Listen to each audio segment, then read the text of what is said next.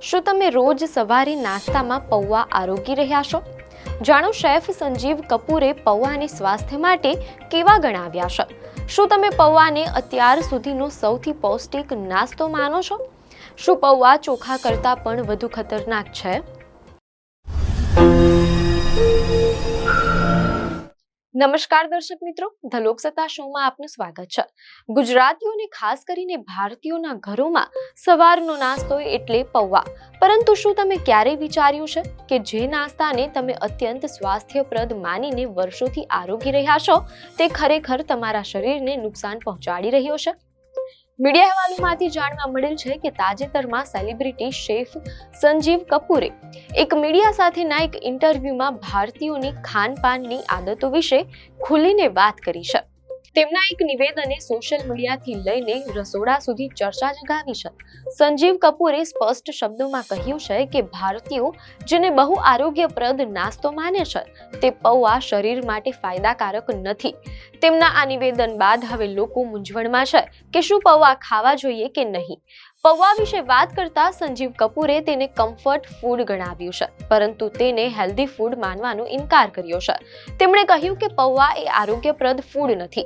જો ચોખા ખરાબ છે તો પૌવા તેના કરતાં પણ વધુ ખરાબ છે.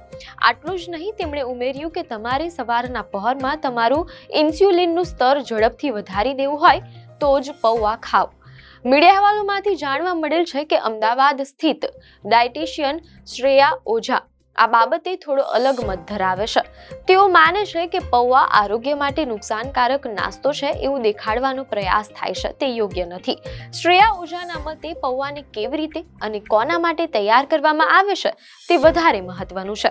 પૌવામાં કાર્બોહાઈડ્રેટ્સ હોવાથી બાળકોને એનર્જી મળે છે અને જો તેની સાથે અલગ અલગ પૌષ્ટિક ચીજો ઉમેરવામાં આવે તો તે સંપૂર્ણ આહાર બની શકે છે. ઘણીવાર આપણે પૌવા બનાવતી વખતે માત્ર બટાટાનો ઉપયોગ કરીએ છીએ, જે પોતે કાર્બોહાઈડ્રેટ્સ છે. શ્રેયા ઓઝા સૂચવે છે કે જો તેની જગ્યાએ પૌવામાં બીટ, ગાજર, વટાણા અને ડુંગળી ઉમેરવામાં આવે તો તેમાં પોષક તત્વોનું પ્રમાણ વધી જાય છે. તેમના કહેવા પ્રમાણે ડાયાબિટીસ હોય તેવા લોકોએ સ્વાભાવિક રીતે પૌવા અને મમરા ખાવાનું ટાળવું જોઈએ, કારણ કે તે ચોખામાંથી બને છે અને તેનો ગ્લાયસેમિક ઇન્ડેક્સ ઊંચો હોય છે. બીજી તરફ મીડિયા અહેવાલોમાં એમ પણ જાણવા મળેલ છે કે ન્યુટ્રિશનિસ્ટ સૌરભ કૌશિક પણ જણાવે છે કે પૌવા તૈયાર કરીને તેમાં પાછળથી સારા પ્રમાણમાં ટામેટા અને સિંગદાણા નાખવામાં આવે તો તે પ્રોટીનનો સારો સ્ત્રોત બની શકે છે.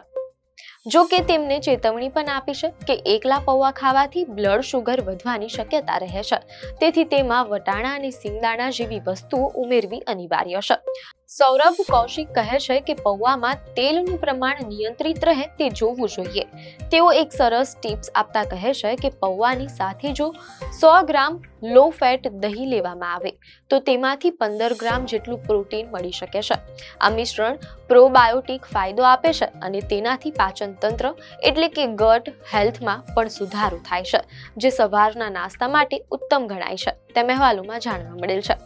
નિષ્ણાતોના મતે જે લોકોને ડાયાબિટીસ છે તેમણે પૌવા અને મમરા ખાવાનું ટાળવું જોઈએ, કારણ કે આ બંને વસ્તુઓ ચોખામાંથી બને છે અને તેનો ગ્લાયસેમિક ઇન્ડેક્સ ઘણો ઊંચો હોય છે. ઊંચો ગ્લાયસેમિક ઇન્ડેક્સ ધરાવતા પદાર્થો શરીરમાં જતા જ શુગર લેવલને ઝડપથી વધારે છે, જે ડાયાબિટીસના દર્દીઓ માટે જોખમી સાબિત થઈ શકે છે. તેથી ડાયાબિટીસના દર્દીઓએ નાસ્તામાં પ્રોટીનયુક્ત આહારને પ્રાથમિકતા આપવી જોઈએ. ગુજરાતમાં જ્યાં મોટા ભાગના પરિવારો શાકાહારી છે ત્યાં બાળકોને સવારના નાસ્તામાં શું આપવું તે માતા પિતા માટે મોટો પ્રશ્ન હોય છે. મીડિયાના અહેવાલમાંથી પ્રાપ્ત માહિતી મુજબ ડાયટિશિયન શ્રેયા ઓઝા બાળકો માટે રવામાંથી બનેલી ચીજો જેવી કે ઉત્તપમ અથવા અલગ અલગ શાકભાજીથી સ્ટફ કરેલા પરાઠા કે પનીર પરાઠાની ભલામણ કરે છે. આ ઉપરાંત મગની દાળના ચીલામાં પનીર ઉમેરીને આપવાથી પ્રોટીન અને એનર્જી બંને મળે છે. ચોખા અને અડદની દાળને મિક્સ કરીને બનાવેલા ઢોસા કે ઉત્તપમ પણ બાળકો માટે સારો વિકલ્પ છે. અહેવાલોમાં જાણવા મળેલ છે કે નાના બાળકોના માનસિક વિકાસ માટે ન્યુટ્રિશનિસ્ટ સૌરભ કૌશિક આહારમાં ઓમેગા હોવું જરૂરી માને છે. તેઓ દૂધ, ઓટ્સ અને વોલનટ્સ અખરોટના મિશ્રણને અત્યંત ફાયદાકારક ગણાવે છે. ફળોમાં સફરજન, કેરી, કીવી કે નારંગીની સાથે નટ્સ આપવા જોઈએ. ઈંડા વિશે વાત કરતા તેવું જણાવે છે કે 14 વર્ષના બાળકને રોજ 1 અને ત્યાર પછી રોજના 2 ઈંડા આપી શકાય. જો કે ઈંડાની ભુરજી કે આમલેટ બનાવવા કરતા બાફીને ખાવાથી તેના પોષક તત્વો વધારે જળવાઈ રહે છે અને વિટામિન ડી ની અછત પણ પૂરી થાય છે. મીડિયા અહેવાલોમાંથી જાણવા મળેલ છે કે અમદાવાદ મેડિકલ એસોસિએશનના ભૂતપૂર્વ પ્રમુખ ડોક્ટર મોના દેસાઈ કહે છે કે પૌવા પોષક આહાર કે હાઈ પ્રોટીન ડાયટ નથી. તેને દરરોજ તો ન જ ખાવા જોઈએ. બાળકોએ આખો દિવસ શાળામાં ભણવાનું અને રમવાનું હોય છે, તેથી તેમને પ્રોટીનથી ભરપૂર નાસ્તો મળવો જોઈએ. ડોક્ટર દેસાઈ નાસ્તામાં ફણગાવેલા કઠોળ, બાફેલા કઠોળ કે મગની દાળના પુડલાનો સમાવેશ કરવાની સલાહ આપે છે. જો કે સવારે ગાંઠિયા જેવી તળેલી ચીજો ખાવી એ પણ સ્વાસ્થ્ય માટે જોખમી છે. સવારનો નાસ્તો એવો હોવો જોઈએ જે લાંબા સમય સુધી એનર્જી આપે અને બ્લડ શુગરને સ્થિર રાખે.